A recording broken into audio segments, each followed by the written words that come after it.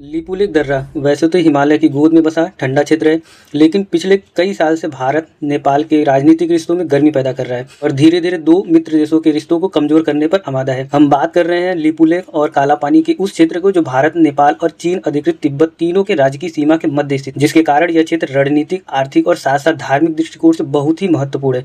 नमस्कार दोस्तों, मैं हूं विनय और आप देख रहे हैं अप टू डेट में आपका स्वागत है। आई होप आप सब लोग ठीक होंगे। लिपुलेख विवाद या नेपाल भारत सीमा विवाद पर आगे बात करने से पहले आपको जानना आवश्यक है कि भारत नेपाल एक दूसरे के साथ लगभग 1850 किलोमीटर की सीमा साझा करते हैं, जो भारतीय राज्य सिक्किम, पश्चिम बंगाल, बिहार, उत्तर प्रदेश और उत्तराखंड के साथ अपना सीमा साझा करता है। इस सीमा का निर्माण 1814 के बाद 1814 में हुए एंग्लो नेपाली वॉर के बाद 1816 में शांति समझौते के तहत उस समय के नेपाली प्रशासन और ब्रिटिश ईस्ट इंडिया कंपनी के मध्य हुआ था और अमूमन भारत के आज़ादी के बाद और नेपाल के राजशाही खत्म होने के बाद भी इस सीमा को दोनों देशों ने मान्यता दी है। 1791 से 1816 तक नेपाल पूर्व में सिक्किम से पश्चिम में सतलुज नदी तक फैला हुआ था, जिसमें आज का नेपाल और भारत का उत्तराखंड, हिमाचल प्रदेश, उत्तर प्रदेश, बिहार के कुछ हिस्से, पश्चिम बंगाल का दार्जिलिंग, जलपाईगुड़ी जैसे क्षेत्र के साथ साथ बांग्लादेश के भी कुछ हिस्से शामिल थे। लेकिन आज के वर्तमान नेपाल के सीमा जो बनाती है वो प्राकृतिक है। आप जानते हैं कि भारत नेपाल की सीमा अभी तक पूरी तरह से स्पष्ट तो है, लेकिन उस पर कोई भी बैरिकेडिंग नहीं हुआ है, वो पूरी तरह से ओपन है। 1816 के बाद से नेपाल की सीमा पूर्व में मेची नदी से बनती है, तो वहीं पश्चिम में महाकाली नदी से। जैसा कि मैंने बताया कि भारत नेपाल की सीमा प्राकृतिक नदियाँ तय करती हैं, जो विवाद का मुख्य कारण भी बन के सामने आई है। नदियां समय के साथ अपनी धाराएं बदलती जा रही हैं, जिसके कारण सीमा का स्पष्ट निर्धारण न होने का वजह बन रहा है। चलिए दोस्तों, बात करते हैं लिपुलेख दर्रे के विवाद की शुरुआत की। तो यह मुद्दा तब अंतर्राष्ट्रीय पटल पर आया जब भारतीय गणराज्य के प्रधानमंत्री श्री नरेंद्र मोदी जी सन 2015 में चीन के दौरे पर गए और भारत और चीन सरकार लिपुलेख दर्रे से व्यापार करने पर एक दूसरे से सहमति जताई, जो उस समय के मौजूदा नेपाली सरकार को रास नहीं है। और भारत और चीन दोनों सरकारों से अपना विरोध दर्ज किया और नेपाल के संसद में एक प्रस्ताव लाया कि यह इस रास्ते से चीन भारत का व्यापार करना नेपाली संप्रभुता के खिलाफ है। यह मुद्दा तब और जटिल हो गई जब भारत द्वारा लिपुलेख पास से होने वाले व्यापार और धार्मिक यात्रा को सुगम बनाने के लिए सड़कों का निर्माण किया, जिस पर नेपाली सरकार ने आपत्ति दर्ज करने के साथ साथ मई सन 2020 में नेपाल का नया आधिकारिक मानचित्र जारी किया, जिसमें काला पानी लिपुलेख लिम्पियाधुरा क्षेत्र को नेपाल का हिस्सा दिखाया गया, जो अब तक नहीं दिखाया जाता था। आप नेपाल का सन 2020 के पहले का कोई भी नक्शा उठाकर देख सकते हैं, या फिर वहाँ की कोई भी आधिकारिक पोस्ट को आप देख सकते हैं। उसमें आपको नेपाल के नक्शे में कहीं पे भी काला पानी लिम्पियाधुरा जैसे क्षेत्र को उसमें नहीं दिखाया गया है। भारत नेपाल के सीमा विवाद को और अच्छे से समझने के लिए हमें इस विवाद के इतिहास के बारे में जानना जरूरी होता है। 1814 से 1816 के बीच में चलने वाली एंग्लो नेपाली वॉर में नेपाल को हार का सामना करना पड़ा, जिसके कारण उस समय की राजशाही नेपाली सरकार और ब्रिटिश ईस्ट इंडिया कंपनी के बीच में 1816 में ट्रीटी ऑफ सुगौली साइन होता है, जिसके तहत नेपाल एक अपना बड़ा भूभाग ब्रिटिश ईस्ट इंडिया कंपनी को सरेंडर कर देता है। और इस ट्रीटी के कारण ही आज नेपाल और भारत के बीच सीमा का निर्धारण होता है।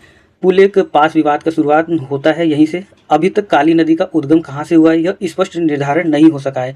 दोनों देशों का अपना अपना दावा है काली नदी के उद्गम पॉइंट को लेकर। काली नदी दो ट्रिब्यूटरी से मिलकर बनती है और विवाद का मुख्य कारण भी इसी को लेके है कि काली नदी का ओरिजिन पॉइंट का स्पष्ट निर्धारण न होना, जहाँ भारत का अपना दावा है और नेपाल का अपना दावा है। जैसा कि आपको पता होगा, भारत के साथ जहां भी ब्रिटिशर्स का शासन रहा है, वहां आज भी उनके गलत नीतियों के कारण विवाद जारी है और इस विवाद के पीछे कहीं ना कहीं ब्रिटिशर्स का भी संबंध है। ब्रिटिश रूल के समय में 1819, 1821, 1827 और 1856 में British surveyor general of India के द्वारा ब्रिटिश इंडिया के मैप में काली नदी का ओरिजिन पॉइंट लिम्पियाधुरा को दिखाया गया। तो वहीं 1920 से 21 अब तक से लगभग 105 साल पहले ब्रिटिश इंडिया के मैप में काली नदी का उद्गम पॉइंट टेम्पल साइट यानी काला पानी क्षेत्र को दिखाया गया था।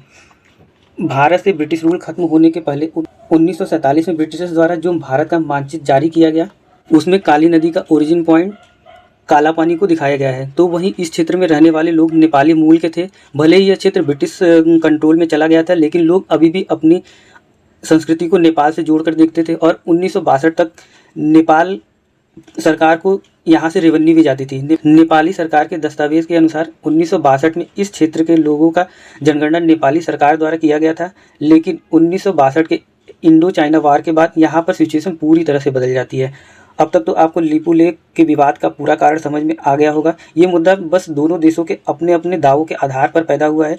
ट्रीटी के हिसाब से काली नदी के पश्चिम में जो क्षेत्र होगा वो भारत का होगा और काली नदी के पूर्व में जो क्षेत्र होगा वो नेपाल का होगा। विवाद का कारण नदी के अस्पष्ट ओरिजिन पॉइंट से है, जो दोनों देशों का अपना अलग अलग है। चलिए जानते हैं नेपाल का काली नदी के ओरिजिन पॉइंट पर क्या दावा है। नेपाल का मानना है कि काली नदी का उत्पत्ति कालापानी वैली से 16 किलोमीटर नॉर्थ वेस्ट लिम्पियाधुरा, जो हिमालय के जास्कर रेंज में स्थित है, उस वहाँ पर है। उसको आधार बनाते हुए नेपाल कालापानी के साथ लिम्पियाधुरा लिपू लेक पर अपना दावा करता है।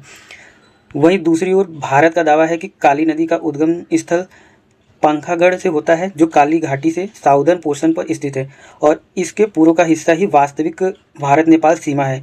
इस दावे के हिसाब से भारत इसके पश्चिमी क्षेत्र को अपना बताता है और वर्तमान में यहाँ भारत का नियंत्रण भी है। भारत और नेपाल के राजनीतिक द्विपक्षीय संबंधों में काफ़ी मधुरता होने के बावजूद भी इन दोनों देशों का इन छोटे से भूभाग पर दावा करना इसके स्ट्रेटजिक लोकेशन के कारण है, जो भारत, नेपाल और चीन अधिकृत तिब्बत के त्रिकोणीय मुहाने पर है।